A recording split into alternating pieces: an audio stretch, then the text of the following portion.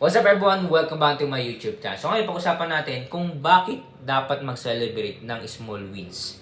Okay, sa akin may mga upload ako dito sa YouTube channel ko na may mga small wins ako. Kumaga, small begets small, small success begets small success. Okay, small wins begets small wins. Okay?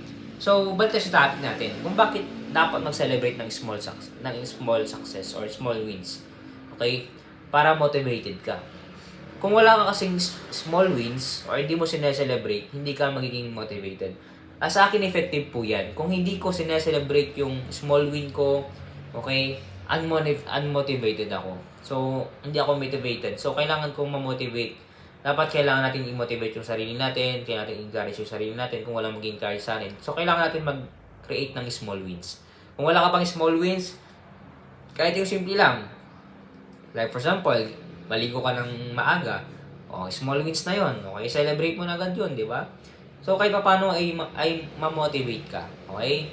So, kahit na yung konting advice, konting suggestions is ma-apply mo at ma-appreciate mo. Okay? At maging motivated ka sa pag-ninegosyo. Yun na naman, if you want to buy this book, leave the Facebook page official in the description. Salamat po and God bless.